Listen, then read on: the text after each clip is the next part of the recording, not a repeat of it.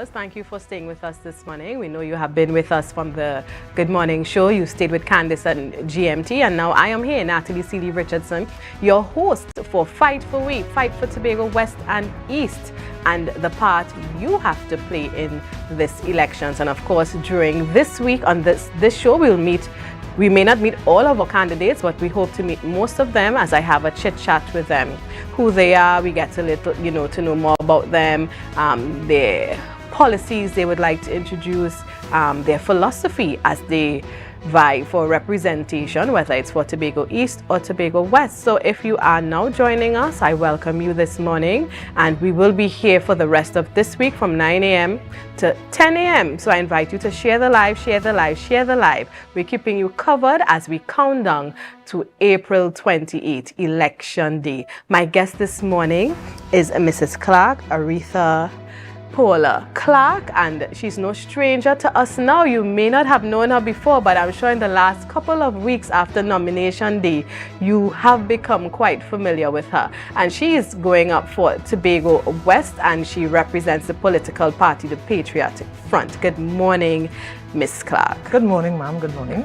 And we are so happy to have you. And of course, for viewers who may be now viewing for the very first time, now trying to catch up, I was talking to a friend and we were laughing, all things election-wise may have shut down for the Easter weekend because Tobago has so many activities, but we have to pick back up. And even in Tobago, I think it's the only place in the world that has an Easter Tuesday. There's a lot of activities today as well.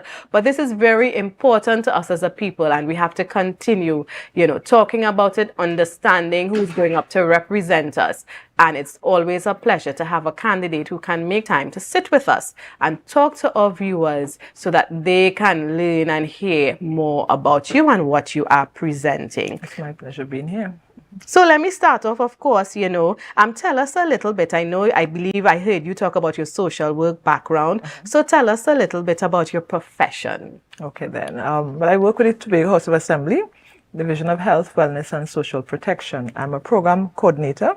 So I'm in charge of a unit that deals with the elderly. Right. And I've been there 13 years now in that capacity as the program coordinator. I've functioned at facilitating conferences, or not conferences, but part of conferences. Right. On my part-time, I do, as a social worker, I love to do volunteer work. So there's the Aretha, the other part of the social work. It's a social work, we have to be volunteers first, right? So that's part of me. Well, employment-wise, I do enjoy my job with a passion, and that's who I am. Most clients know me as Miss Clarke. Right. So saying Aretha Paula Clarke would be, who is that lady? But I'm more favorably known as Miss Clarke. Miss Clarke, yes, please. That's the name. The whole government name is quite official. Yes, but it's good for those out there, or viewers, to know who you are, and of course to know this name, because this is an important name that we are paying attention to. So you spoke about volunteering, and I think when we look at our society, it's something that we lack. Yes. We want to do things for something in return. How do you think we can encourage that spirit of volunteerism? I think schools are trying it now, sometimes in the workplace, but I think it's quite a hit and miss. How do you think we can really make that a fabric of our society? If we could look at the benefit of what volunteering can do for us, right, then we'll understand. For instance, I may have a child that is disabled, and that child, now I realize I need help. So when I become a volunteer, I would share to others the importance of being a volunteer. I'm a mother of a super athlete. I'm just drawing a reference. And I decide, the club doesn't have enough adults there. I could then volunteer my services. Right. I have my mother in a home, and I decide the home needs some help. They need help to paint. I could then volunteer. So volunteerism is not just focused on, helping the needy, but you could be a volunteer separate and apart from what you like. For instance, we have the World Down Syndrome Day. As an international day, we could go forward and help volunteer towards activities leading up to those events. So volunteerism is not restricted to what you like, but if you see there's a need to, volunteerism is important. Right, so true. And what would have inspired you to get into the politics? Because I always say we're all involved in politics or advocacy at some level. Some of us do it subconsciously, but for you now to leave the safety of, of that okay, when I go into the poll, you don't know, I vote for who I want to vote for, vote for. But now you are here making a public stand for the Patriotic Front. So what would have inspired you? And of course, why that political party? My inspiration came from within, whereby I saw myself not just being part of politics first, but looking at what politicians do to others. Right. So I've observed when persons go for assistance, they get turned away. Sometimes something simple. Many times I take money out of my pocket, max out my credit card sometimes to help. So I said, is it that because we have the power, we tell ourselves we can't help others? So I said, Aretha, give it a try. And then being employed, working for 13 years, seeing how the politicians operate, they come, they go, and nothing changes. I'm not saying that I will change everything drastically in a one, right? But sometimes input and impact is important. So if I say my input as a social worker, or being who I am, a realistic Aretha Clarke, as opposed to the pretensive Aretha Clarke, I said, Aretha, politically, you know your potential, you know who you are, you could go and try that. My impact, how do I see myself impacting in politics, going into politics, leading up to politics? I said, Aretha, you have the tenacity that you like to stand firm. You are assertive, you like to, people say I like to argue, but not that, I like to get the point across. Right. And if it's not clear, I like to take my time to explain. And I find myself looking at other politicians, people ask questions and they get shut down. Yes. For me, going into politics, I think people must understand what is my role at going into politics. And for example, I remember being down on the Pigeon Point Beach and the gentleman saying, Miss Clarke, if we vote for you and you win, we want to see you there 4 times a year. Realistically, I said 4 times, but I said that's good because some people don't see politicians not until every 5 years. Right. So going into the politics for me is that I have to be that people person.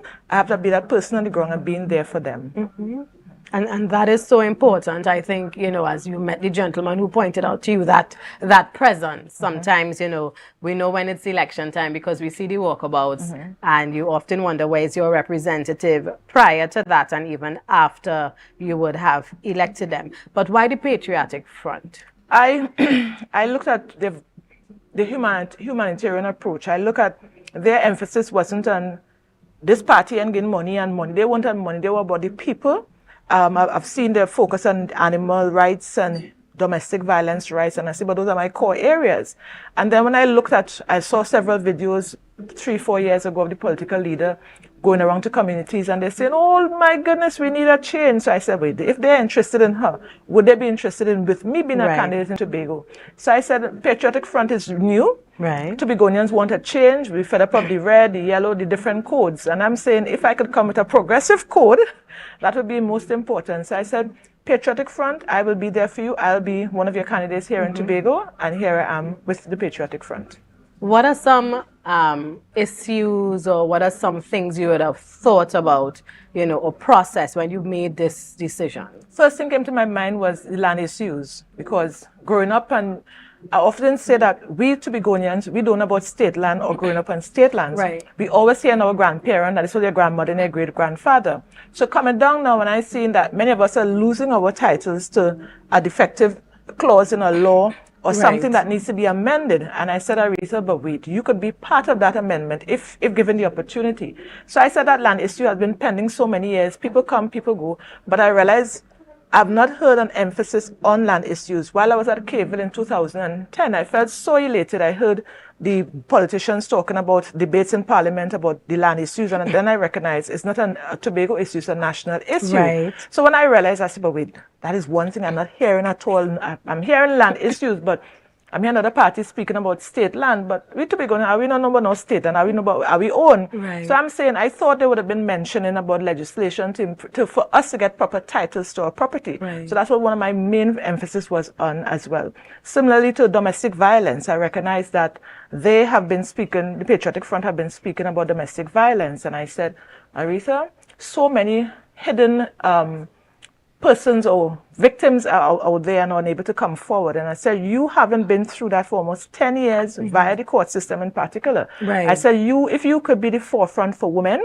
and you are the one to empower, motivate women to come forward. And it's not just empowerment, it's to bring an action so that when women come together and men, because men are subject to domestic violence abuse as well. Right. So I am here to say, listen, it's not you alone in the race, and I am with Patriotic Front and other Trinbagonians by extension, and I'm saying we could discuss domestic violence going forward. And it's not about a talk shop, no, we need to see more action. Because I've seen legislation have passed, and we say we'll imply this and do this, do that, and later on you see protection orders have been broken. For instance, my protection order was broken, and 6 years I waited before the court for the matter to be heard. And I got so frustrated.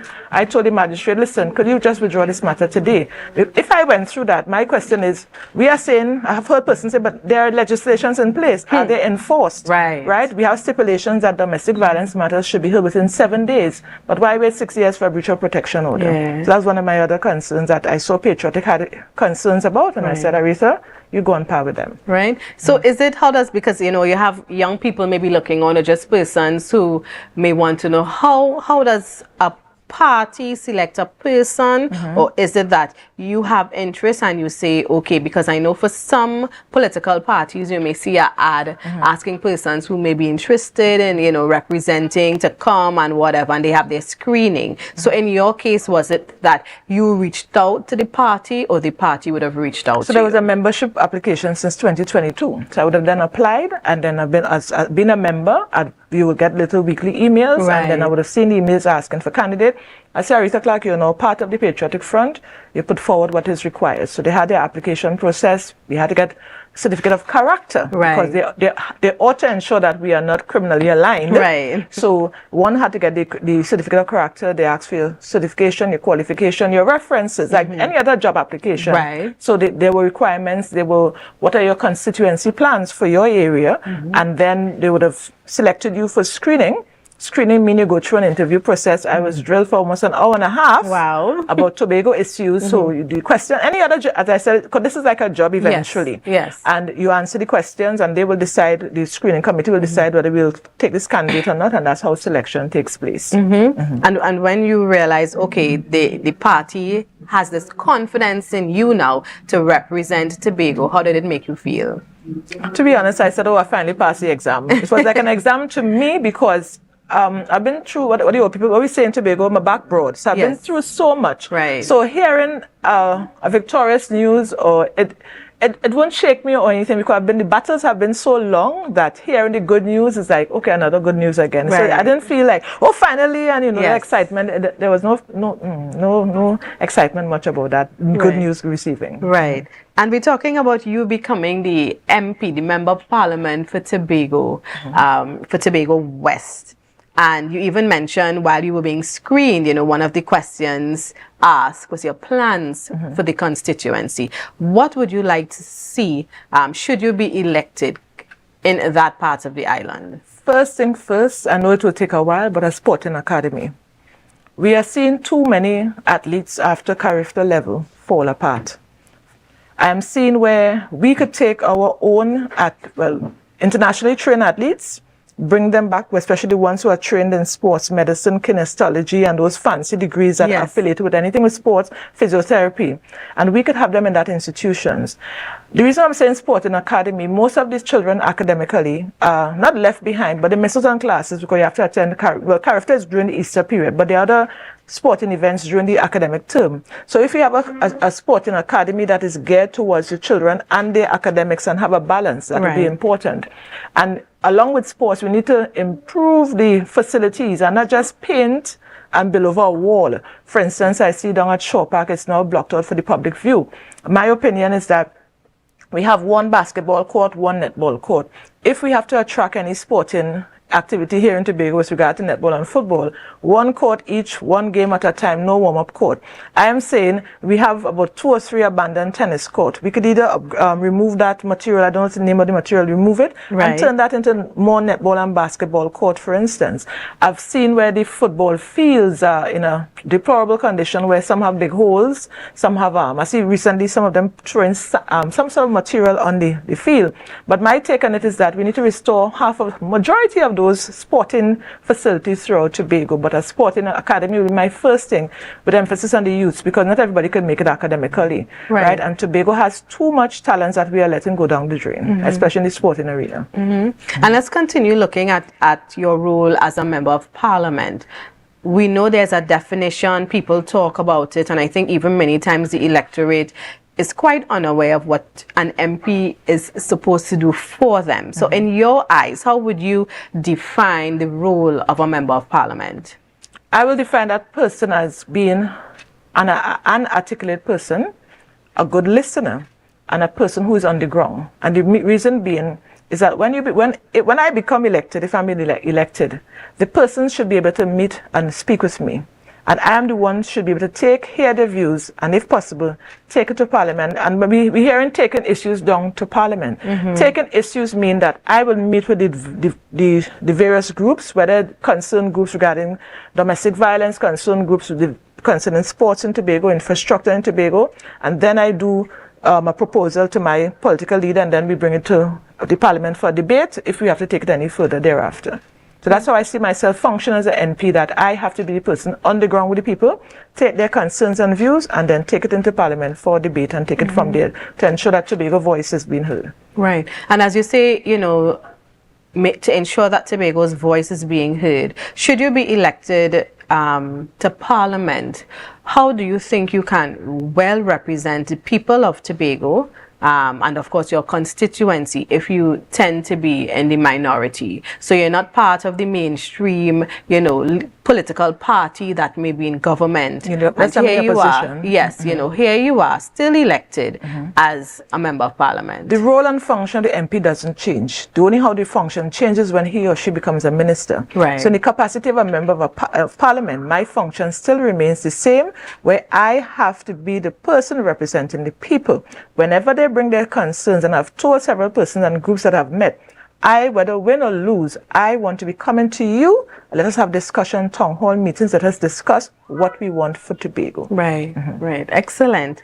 And let's talk in terms of, you mentioned, you know, the domestic violence, looking out more for our youth and having sport to be something serious. Because, you know, when you were talking about, I'm thinking, you know, we just sometimes grab people with raw talent. We allow them to represent us. And as you say, somewhere along the line, that's it. You don't really hear about further development. The one or two who may get scholarships abroad, good for them. But there are others who may not be afforded that opportunity. Now, as a social worker and that having that background, one of the things I've noticed in Tobago are the street people. So there are many of us in Tobago who will say, no, we don't have that here. But just take a walk, you know, outside Port Mall where we are, you know, walk across to the port area, etc. And you encounter, you know, you see some of them actually looking quite young, you see older ones. How do you think you can use your position as MP to address issues like that? Okay, first, my view of homelessness is not just drug addiction. It starts from the family, because now that we are seeing younger persons on the streets, it indicates that there is some breakdown in family life. So we all know advertisements are important and our voices being heard out there. So we need to have more, at least a group or an agency within the government focusing and making inquiries as to how those persons end up on the streets, because not all persons who we deem as homeless don't have a home. Right. Many of them choose to be on the streets during the day. Right. But rare you can see some of those young people, we rarely see them on the streets at night. Right. The information that I have received that most of the homeless persons we have in Scarborough would have migrated from Trinidad. Okay. I remember asking two questions. One would have indicated I was deported, a female. She indicated that she was deported. She lost her ID card. So what we have to do is do a background check on these individuals first in order to start the assessing and dealing with the homeless.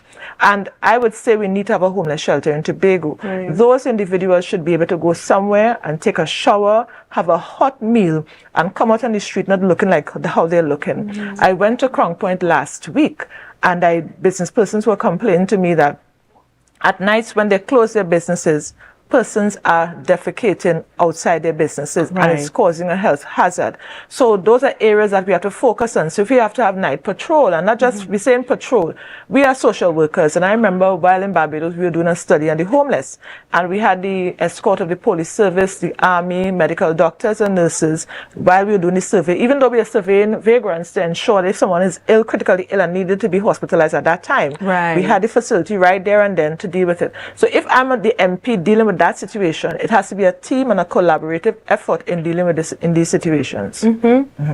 Let's look at the relationship between central government and the Tobago House of Assembly. Should you be elected and you become a member of parliament, do you see the need for the relationship to be improved between two parties, and how would you go about that? So you have a political party in charge, no matter whoever. I mean, we're not talking about specifically this current administration, but whoever it will be. We're talking about the Tobago House of Assembly, and you are now a member of another political party in Parliament. How do you think you can, make that relationship work with the people of Tobago? First, I will have to let whoever's in charge of the THA know it's about the people and not about us. Because I'm seeing too much personality clashes, them Trinidadians and them in Tobago. If we are lobbying right now during the election campaign and say, we want to bring change and we want to improve your lives, and Trinidad and the THA administration cannot sit together to discuss issues to improve our lives, therefore we are defeating the purpose of being politicians. Right. So I am saying, if I'm there, even though I have to beg, plead, cry left, right and center, I will be in their throats.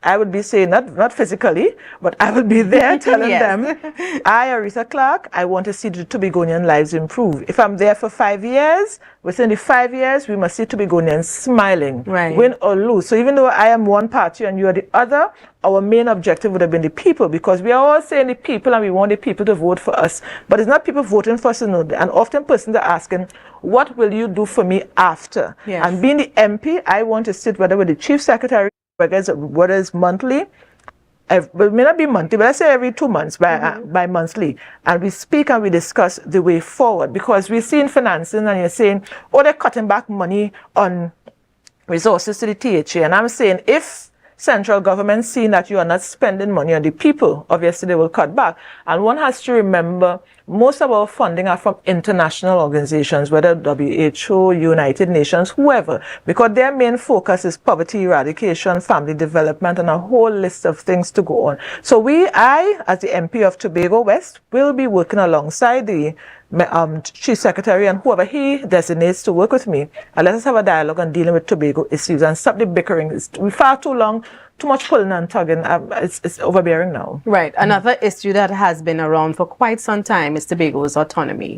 And I know you would have shared your thoughts briefly on it past interviews.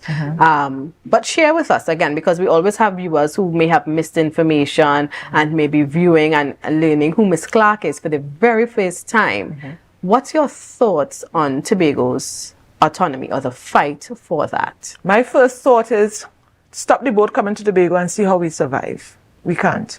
So in order to start with autonomy discussion, we have to go to the people, because the top-down approach isn't working, because we hear in this dialogue for years about Tobago autonomy, and we the people haven't had an input. Shaw Park is big enough to accommodate thousands of persons. Let us have a day or a week, or we go by the districts and we sit down and we speak to the different districts. What is it you all read? Because I don't think people even understand what the word autonomy means to start with. So for me, I would like to see that we have a referendum. We speak with the stakeholders. People misinterpret the word stakeholder. It's us, the constituents. Speak with the constituents first, and then we decide what we want and what we don't want. I distinctly remember the Tobago Agricultural Society, Trinidad and Tobago Agricultural Society started in Tobago in the 1800s. Why did it leave the arms of Tobago and end up in Trinidad? So when we speak in Tobago autonomy, we don't need the politicians alone to have an impact. We need the entire Tobago to come forward and join with us in order to have that discussion. My view on the term autonomy is that Tobago is not ready as yet. We are not independent. We are not liberated. And why I say independent? Studies, we have to leave the island more or less. Banking information, you're in a particular bank, the information has to go to Trinidad, wait 24 hours for approval before it comes back to Tobago. Anything we have to do, more or less, we have a 24-hour delay or more. So I'm saying we have to advocate for that, independence first. So workers within the public service should say, no, we want this in Tobago. Yes, they don't have the right, but you have a trade union to represent you. And we are saying start in Tobago first, and then we take it from there. But which one comes first? You know, they say the horse or the cart, because I'm listening to you and I'm wondering, isn't the reason we're asking for autonomy is so that we can become somewhat more independent to help ourselves? Because, just listening to what's out in the public domain, and as you mentioned, the turnaround time to get certain things done, if we have autonomy, is it that we will now not have to go through that? So clarify for me, because you're saying we need to be more independent before we get to autonomy. But is it that with the autonomy, the independence will come? No, the independence has to come first. Because when we start to feed ourselves first, then we could start. Currently, we don't have a proper wholesale store in Tobago. We had a wholesale market. I don't know what happened to that. We don't have a Price Mart in Tobago. Let's begin with Price Mart. So even if Price Mart has to go, and we do separate from Trinidad, at least Price Mart is still, because we have Price Mart in Barbados and other Caribbean islands. We need to have major businesses in Tobago first before we could say we want that independence. But the major business don't want to come here. We don't have the population to drive it. Exactly. I mean, you have had and that's why I'm asking for clarification, because here we are talking about, being independent, and these are things great if we can have. But when you have major businesses who would have done their research at one point, there was a large supermarket chain who wanted to come to Tobago, but when they looked at the prices of the other large supermarket and the logistics, and we don't have that population drive. Tobago don't even own a bank. Right. What bank could Tobago say that we have on our own for the last 30 years? We don't have a bank of our own. We don't have a proper university of our own. Everything more or less we're doing either online or, as I said, affiliated with Trinidad. When we start to become independent and start our own institutions here in Tobago, then we could say yes, our own headquarters for something. And headquarters doesn't mean a big building, but we in charge of our own affairs. If a licensing office has to close down for a day and we have to rely on Trinidad officers to come to Tobago, we have enough Tobagonians that we could educate, and I'd always say too, we need proper training of persons, and training meaning, and I admire Barbados for this. If it is that they know they need 10 civil engineers, they ensure among the secondary students who are going abroad, they make sure they get those 10 civil engineers. Right. We are having 300 persons doing management, and where could they fit? Right. So that's the problem. That's one of the issues here. So as I said, independence, we have to create our own. We have financial institutions given funding by the THA, but are they focusing on emphasizing how can we build Tobago? Because building out Tobago doesn't mean people coming in. We could start from within and expand out, but that is our challenge. Independence, we don't have that here in Tobago. And should you not be elected as the area representative for Tobago West, do you see yourself just, pulling in a corner and we don't hear about Miss Clarke again? Or are you going to continue being an advocate for the people? Because there are times when people offer themselves to the electorate and said, yes, I want to represent you, whether it's local elections, whether it's THA, whether it's, national elections, and they don't, in their world, they may not see themselves as successful because they do not win, so to speak. So let's say you don't become the member of parliament. What happens to Miss Clarke? They say the voice of the people is the voice of God. Several persons are saying, Miss Clarke, win or lose, we want you in THA election. So that is the push for me. And not just a push. Now that Patriotic Front has given me the opportunity to be at the forefront, right, I could then continue. Because had I come out there as an independent, who is that crazy woman? What's she doing? What's she playing? She can't go anywhere. So now that I've been given the opportunity to start being the voice of Tobago, I would then continue thereafter. Right. Okay. That's my intent. And I think that's important, because if it is and this is my personal opinion, because if you are willing to represent me and you are telling me about all of this and encouraging me along the way that this is what we can do, we can effect change, and one little hurdle you just drop off, and then I would wonder, well, all these great things I was told, why are you not continuing to fight for us, And as we talk about Tobago updates, really looking at our candidates in the next couple of days, one may ask, well, where was Tobago updates all the time? But we realize this is crunch time, and all the candidates have been doing their walkabouts busy, but we do realize there are some persons who they are still not aware of who is out there. And for the very first time, Tobago, on the Tobago side of things, when we go to the ballot on Monday, there are many symbols will be on our ballots. And many symbols people are not aware of, and That's names, right. And that is what will be confusing, because to me, the general media print, they are not highlighting all the parties. Right. And when you're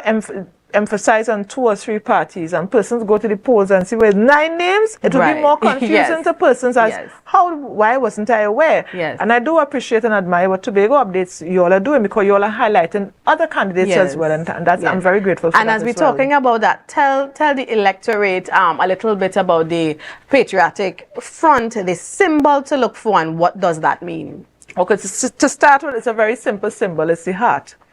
The patriotic means, patriotic is someone who fights for their country.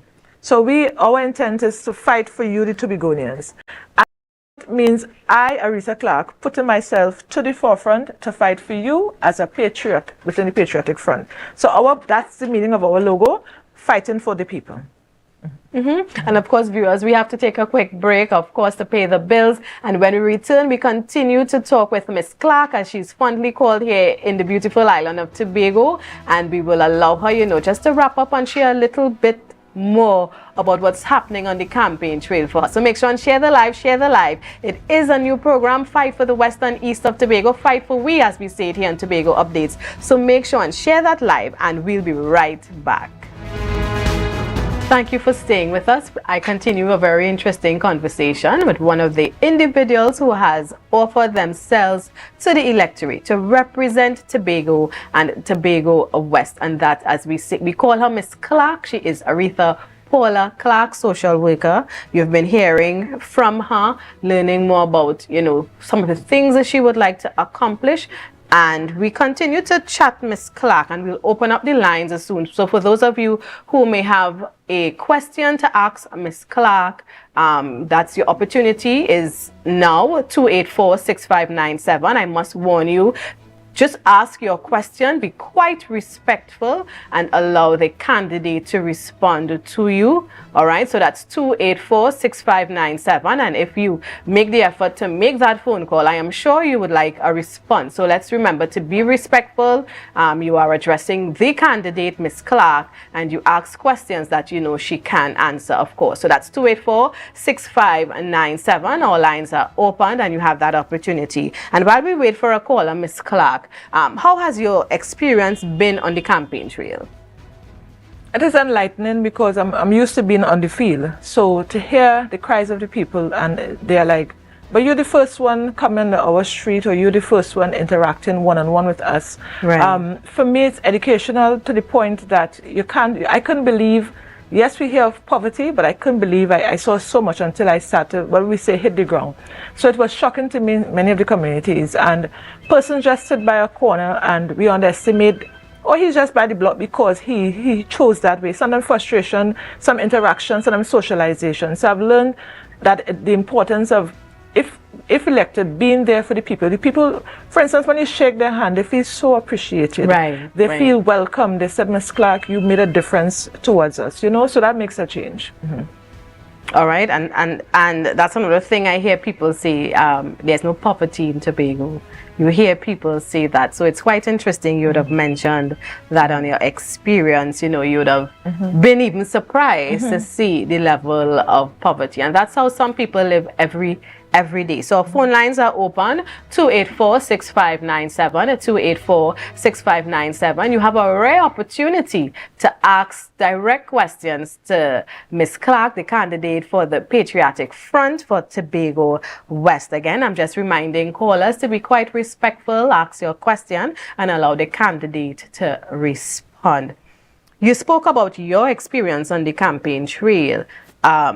We saw an incident happening between 2 political parties, one candidate from one party being, and I don't know if I have to use it allegedly, or if it's proven, being assaulted by a member of another political party. Are you fearful when you go about campaigning to know that some of us have gotten to this point? No, I'm not, because I remember one day I was driving around by myself, and a lady said, You're not afraid? And I said, no, I'm a Tobagonian first. So I'm not really afraid, because when you're trained, you know when the negativity comes, you know when the person raises their voice, when they become violent, to tone down the conversation, because sometimes, as it say, it takes 2 to clap. It takes two hands to clap. Right. So sometimes tone is important when I'm speaking to persons. If I realize someone is shouting at me, I then stop and let them continue the conversation, give them their voice. So you have to learn how to adjust when dealing with persons on the ground. But so far, I've never had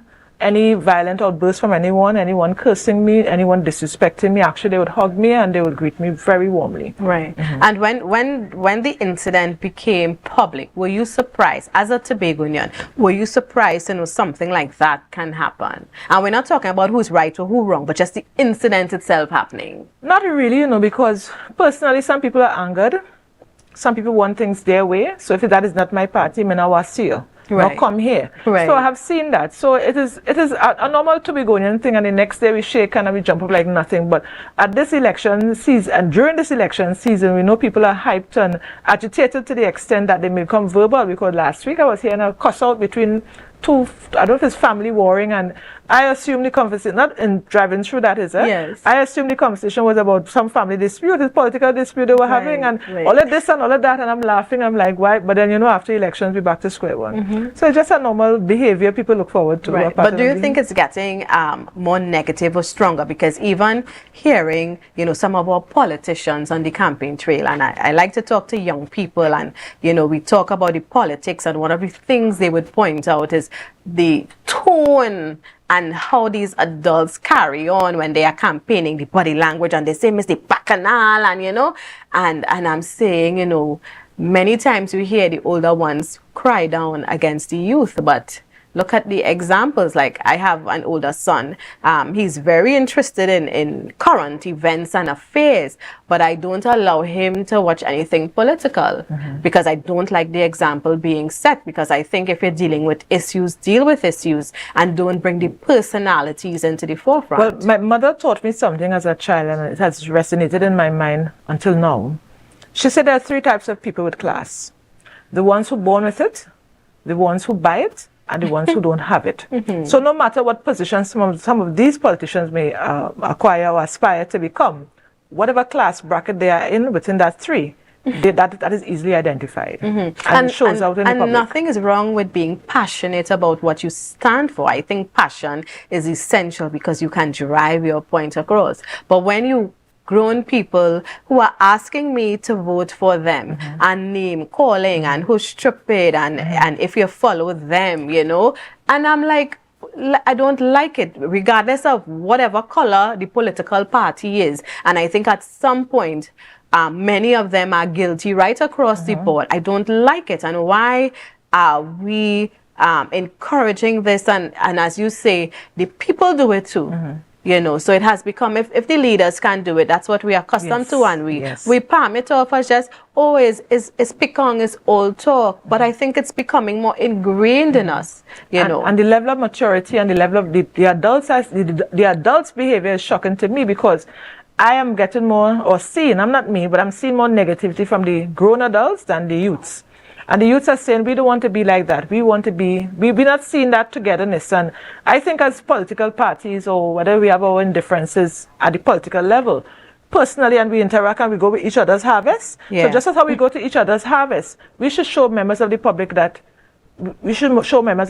we are one. All right. And Ms. Clarke, we do have a caller. Good morning, caller. You can just state what area you're calling from. You don't have to state your name, but tell us where you're calling from, and you can address your question to Ms. Clarke.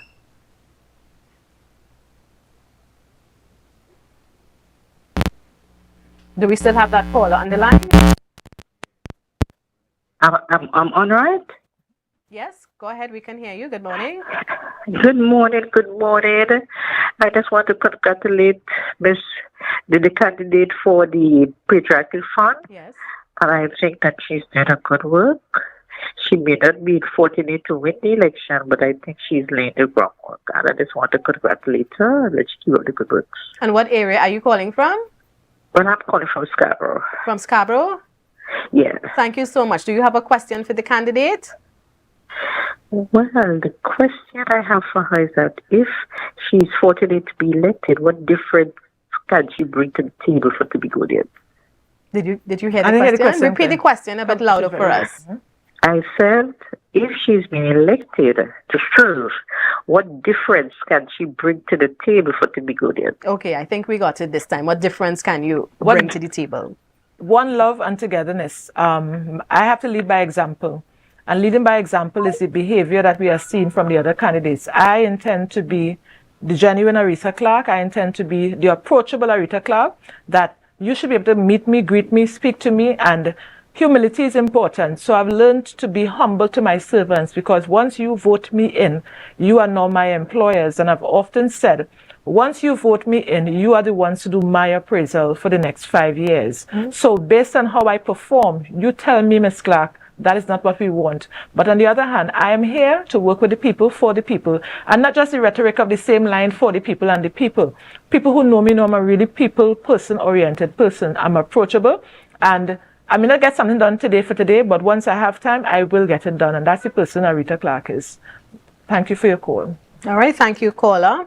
And our number again is 284-6597.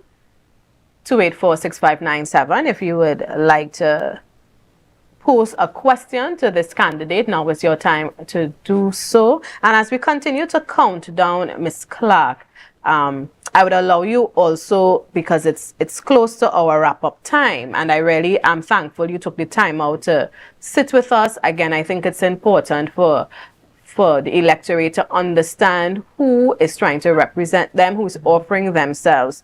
And this year, it's different for Tobago because we have so many candidates. We have so many persons, right? So it's important to understand who is representing, who has offered themselves for representation. And you understand, as we mentioned even earlier in our conversation here, the party symbol, the names, etc. And I don't know how many of you know, when you go to vote and you put that X on your ballot paper, and people do make mistakes. Do you know that you can repeat the process again? You can come out and tell the person, whether it's the presiding officer or the individual, I made a mistake. I think some of us realize, we do not realize that you can, if you do make a mistake. Of course, you can't continue to make mistakes all morning, but with 9 names listed, different symbols, etc., chances are some people may make a mistake. And of course, you can do that voting process over again once you would identify the challenge you are having, and the right person at the polling station is notified, and they will walk you through, and that is your right. And I think there are so many things we do not understand the process there, but we do have rights, and there's a process for certain things, right? So if we don't have any callers on the line again, in the next 2 or 3 minutes, Ms. Clarke, I want you to appeal to the electorate, appeal to the people of Tobago, and explain why you are the choice. I, Aretha Clarke, why me? I am here because you know me, and if you don't know me, you will know me eventually. I am an open book.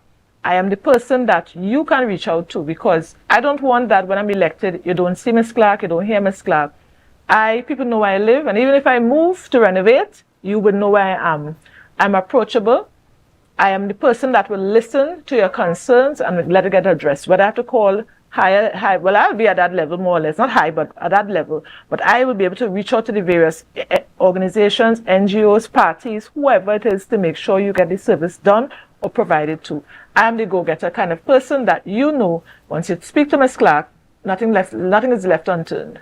And thank you so much. And you heard from Ms. Clarke. For those of you who are interested in, how this process is going, you can continue to join us. We are going to be here tomorrow once again at 9 a.m. as we talk about the fight for Tobago West and East, and we are going to meet more of the candidates. You may wonder who is on tomorrow. Well, you have to meet me here at 9 a.m. to find that out. So let your colleagues know, let your family members know about this program on Tobago Updates as we continue our countdown to elections, to Election Day, April 28th. And remember, don't just tell yourself, I ain't going out and vote. This is your right, and somebody would have fought for it. You make your choice depending on the facts available, what you see, but please do not just say, I ain't doing this year, I fed up with everybody. You know, it is your right and exercise that right. But as we look to go, I understand we do have a caller on the line, and I would let us hear this caller. So caller, good morning. Thank you for calling in this morning. Good morning, caller. Hello, good morning. I'm hardly hearing the caller. Hello? Right, I'm hearing you, sir. Good morning. Can you tell us the area you are calling from? Scarborough area. From Scarborough. So we have another Scarborough in the house. You can go ahead and post your question to Miss Clarke. Yeah, I was asking Miss Clarke. She's been around, and she would hear what the actions of the various parties in Parliament, how they react, and if they have a question or something to settle, like she said, the land business in Tobago, and it's a policy of the party in power not to meddle with that because they think it's too difficult or for some other reason. How do you expect that they'll hear her when she makes her plea? And in the light of reality now, is she likely to get hearing when several parties did something about it, heard about it, and eventually put it on the shelf? Did you get the question, No, Ms. Clarke? can you repeat it? All right. So I don't know if our control room can help us with volume. We just got pieces of the question. So we ask you just to hold. And if you can just summarize that question again that you're asking Ms. Clarke. Or if you can speak up a bit louder. The policy of the party in power, I think, must be considered when you think you could make representation in Parliament and get things done. Okay. As with the land affair in Tobago, let me turn off this TV because it's got this. Okay, no problem. So he's talking about the land issues, yes, and issues, the how legislation. yes, and how you can effect change if the others, bigger party. Yeah. Go ahead, sir. Yeah, I'm sorry. That's all right. Now I notice the land affair for Tobago, in Tobago. The question has been brought up many times, and attempts were made here and there, now and then, to do something about it. In fact, when the people had a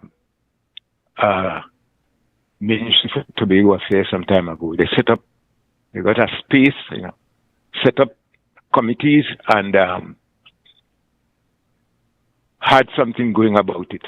They lost the election and nothing was heard about that eventually. Do you know what happened to the...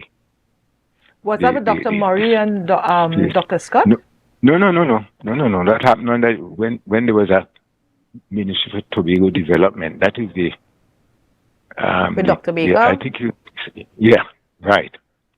They set up office and so on, but they went out of government and nothing else was done about it. And that is not the first time attempts are being made.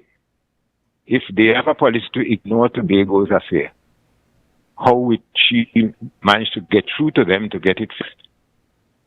Very good question, sir. Well, as far as I'm aware, if I'm answering your question correctly, there's a section of the Succession Act law a phrase that needs to be amended to include a particular age group.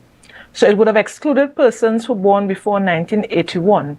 And because of that restriction, many of our foreparents would have fallen into that age group, restricting us from applying for access to properties. So when they were having the debates, as far as I remember, in 2010, those issues, though that part of the law should have been amended. However, there are several acts that governs what dictates happen with lands, especially with handing over of heirs and so forth. But as far as I'm aware, the Succession Act of 1981 is the act that has to be amended to include for us to apply to acquire our foreparents' lands. So what he's asking also, Ms. Clarke, is that others have failed and they may have been larger established political parties. So what he's really asking is what makes you think you can bring about any change? The failure would have come in because they weren't applying the correct section of the law. Okay. Right. So even if we we can't bring in a new law with land issues, but we could amend what is there already. So there were several amendments to be made, and as far as I'm aware, I did not see those amendments being done. So even if okay, like I'll give an example. My grandfather died in 1963 during Hurricane Flora. So he died intestate without leaving a will, that is. However, the law stated because my mother and my aunt were born before 1981, as of March 1981, they cannot apply for their father's land. Mm-hmm. So any child born after 1981 now, whoa, let me go back a little bit. There's a term used, illegitimate. So because those two were born out of wedlock, and in those days when a child born, you just carry them 6 months after, a year after, and that's the date of the birth and all these kind of issues that we had. Right. So there were no proper documentation. So they are saying after 1981, if a child is born out of wedlock, he or she is now deemed as legitimate. My aunt and my mother were born, even though the wife met my mother and my aunt in being born there before she got into the marriage, the law stated that they cannot acquire their father's property. So we are saying, even if it has been amended, bring it to the forefront. Even if it needs to be amended, just amend that section of the law so that my mother and my aunt and many other Tobagonians who are suffering currently, we could acquire those lands. And in addition, my grandfather was in World War I. And when the Tobagonians came back as being coming back alive, they would have received acres of land. And my grandfather would have received, he was one of the many, and if you go on the mural up at the James Park, he's the only clerk up there, he would have received 10 acres of land. And because of defective titles and people fraudulent deeds and so forth, those things has to be tackled first before that. And that's one of the main reasons why we Tobagonians, because somebody just appear with a deed like that and we don't know how they acquired the deed. So we have to start with that investigation, that legislation, and he's right, if you have a committee to deal with those issues, because that's the reason why the property tax may have been stopped, because too many fraudulent deeds have been circulating, and by extension in Tobago. So I hope your question was addressed, and thank you for calling us this morning. And well, viewers, it's time for us to say goodbye, but not goodbye until, right, we'll be here tomorrow at 9 a.m. So make sure and join this very exciting program, Fight for We, Fight for West and East Tobago, as we continue to hear from our candidates and allow you, the viewers, to ask your questions, raise your concerns, of course, in a respectful manner, and for you to understand all those who have offered, or to know those who have offered themselves for elections. All right, so as we continue to count down, stay with Tobago Updates Television. We're bringing you all the action as we count down to elections, April 20th. Thank you for staying with me this morning.